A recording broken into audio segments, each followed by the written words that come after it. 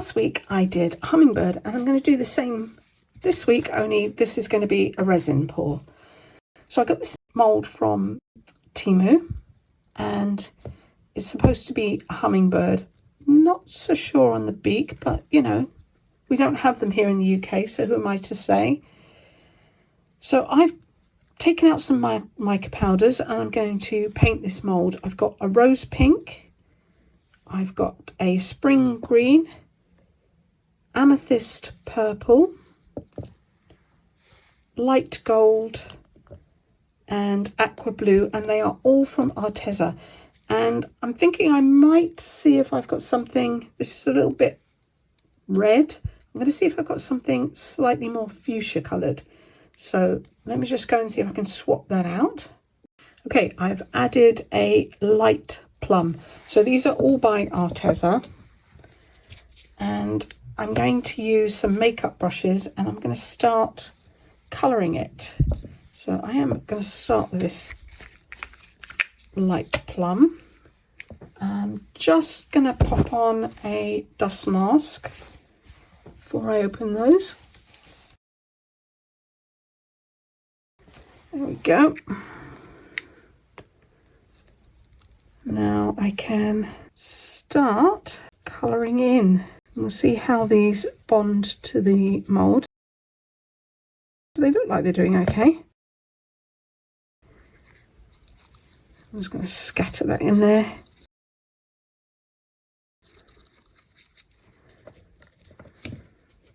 And start painting. Now the good thing about hummingbirds is that the colours sort of blend into each other. So as long as I'm fairly careful, I shouldn't have to do too much cleanup. So it won't matter. I'm not going to need a delineated line here. The borders can just blend into each other. I probably do want to clean that eye out though. So I'll just use a cotton bud or a Q-tip, whatever you call it, with a little bit of isopropyl alcohol just to clean that off. And then I can put some other colours in. And the thing about mica is that if the colour is already down and touching the mould, then that's the colour you're going to see. And any colour that you put on it, even if it's behind it, in terms of other mica powders, that's not going to show. So this is just going to be fun now, basically. I love colouring things in. What I'll do is I will pop you on a time lapse so that you can watch me colouring in.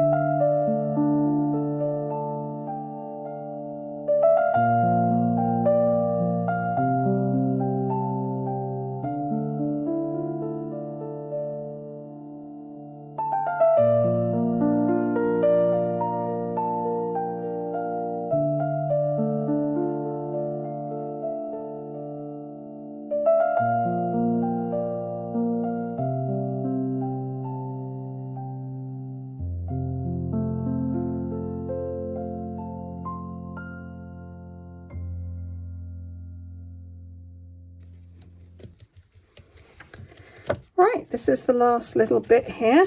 I was contemplating leaving a space where I didn't put the mica down because I know some of the birds have some white on them, and I am going to back this in white resin, but I like the colours too much, so I've decided to colour it all. I have a picture on my iPad just off to the side of me, and the beaks are anywhere from orange to sort of purple, so I am going to use that. That's great. I'm using craft resin. It's a 1:1 by volume, so I'm going to go ahead and mix that up, and I've already measured my mould and it takes 120 mils, so I'm going to need 60 mils of each part, and I'll be back when I'm ready. Oops, I nearly forgot. I need to clean out that eye, so I'm just going to use a little bit of isopropyl alcohol on my cotton bud and just remove any of the mica that I don't want in the eye.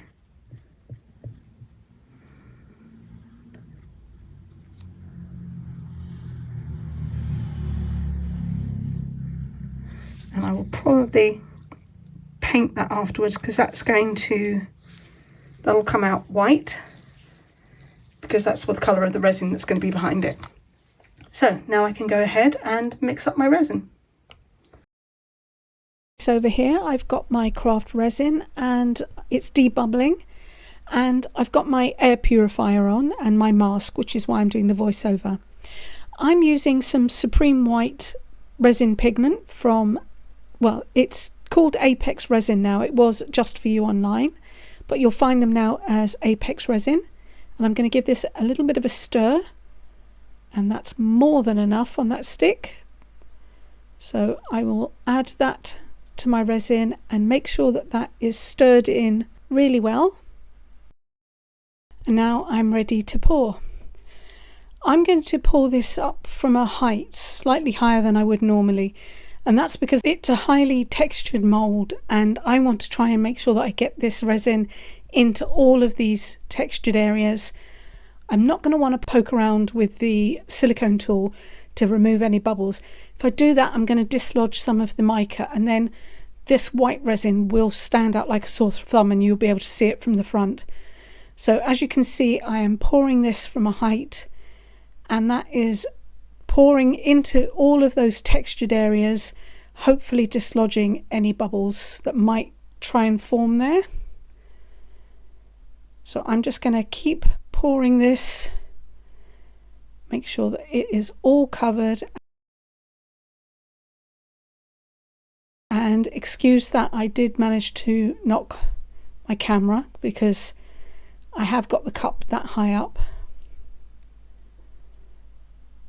So 120 mils will fill this to the top, and I did pour just slightly over just to make sure that I had enough.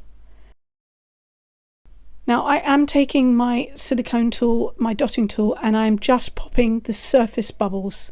I am not pushing that down to the bottom of the mould. And just to make sure that I get all of the bubbles popped, I'm giving it a spritz of isopropyl alcohol on the surface, and then I'm going to leave this to set. I'm ready to demold this now. It's dry. I don't know what that is. It fell into the, well, I don't know if it fell in or if it was a bubble that came up. It looks like a bubble that came up. That's okay. This is going to be against the back of my shed, hopefully. So the question is, do I have any bubbles on the bottom? It's still a little soft. So I will make sure that this lays flat after I've demolded it. I really want to see what this looks like. So all fingers crossed. Wow. That's so pretty, and I cannot see any bubbles. Oh, maybe a couple of micro bubbles there. I don't know if that is a bubble or if it's in my mould.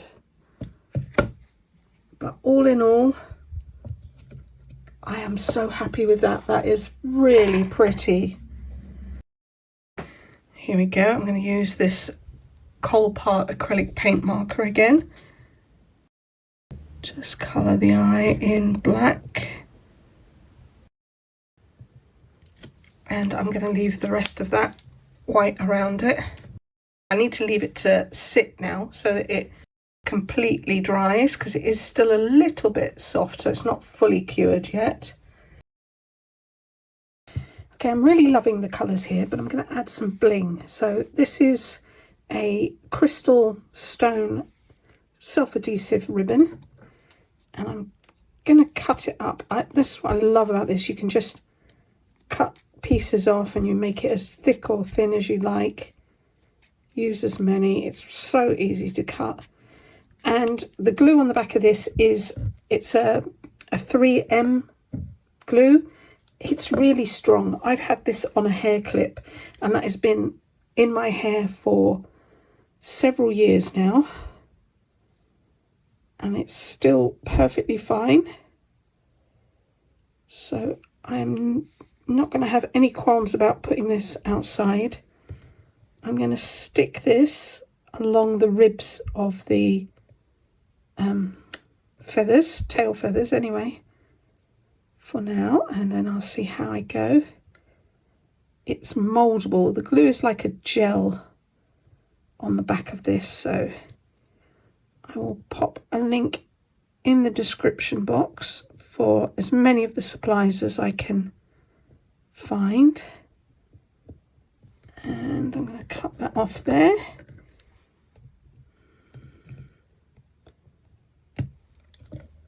Save that little bit. Just give it a little bit of bling and elevate it.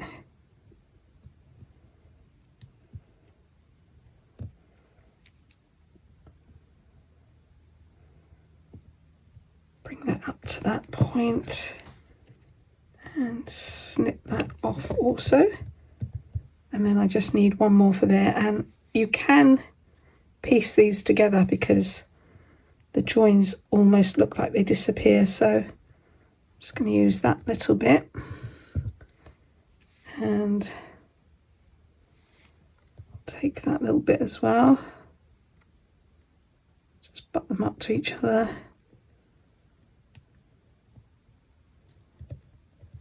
There you go, can't really even see a join. I just need to do one more little bit. Let me zoom it in. There we go. Now, because the backing is a gel, it is a little sticky around the edges. So the way that you can get around that is to brush some mica powder or some glitter on there. So I'm just going to go and find some glitter, and that will adhere to the edges and stop that from being sticky. So back in a minute. Okay, I'm back. I've got some glitter. This is Dazzling Diamonds from Stampin' Up. And I'm just going to pick some of that up on a brush and start brushing that down the edge here. And that will stick to all of the glue that is exposed and stop it from being sticky. You can resin over this if you want to. I don't find there's any need to. As I say, my hair clip has been in my hair, and sometimes my hair's been wet. It's been in the rain, sun, you name it, and it is all still stuck on it. So yeah, I think it's a particularly good glue. I think it'll be fine outside. I'm not going to worry about it.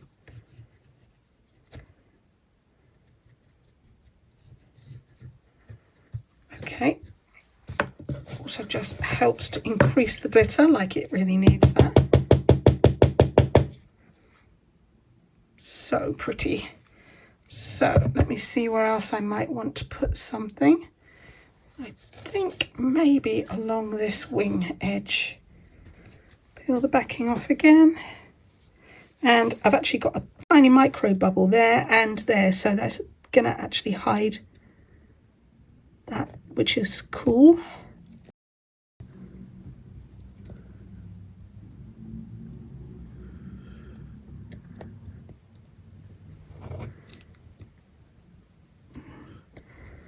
See if that's long enough. It might well be.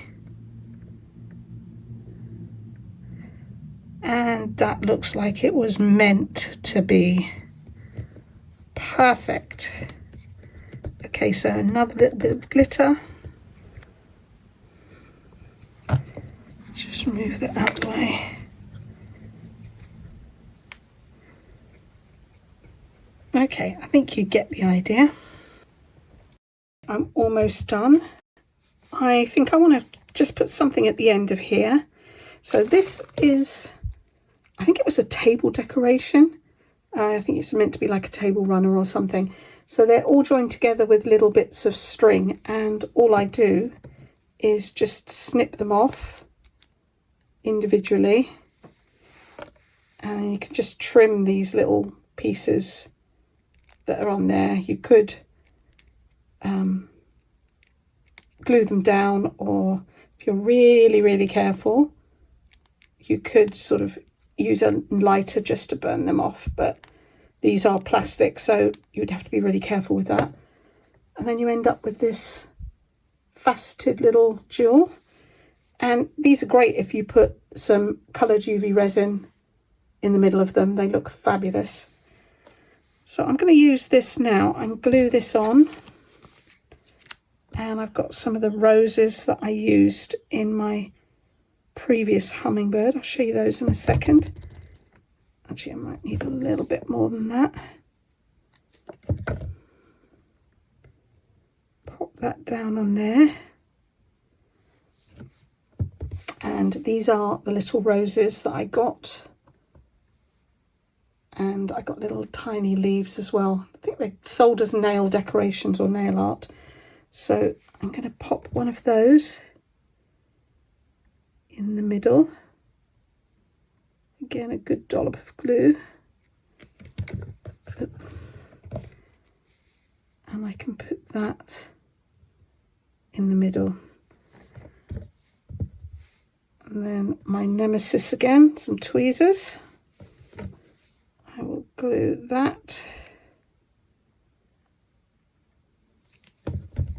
Just tuck that under there.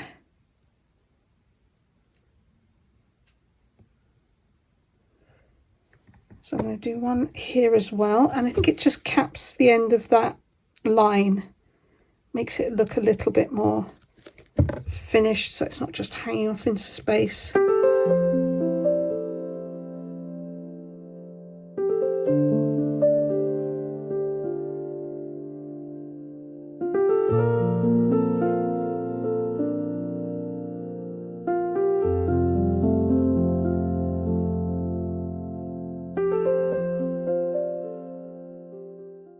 I think that looks quite pretty, and I am going to stop there because otherwise I could go on forever and I'd end up with covering it up with so much bling. But I think that actually does finish it off.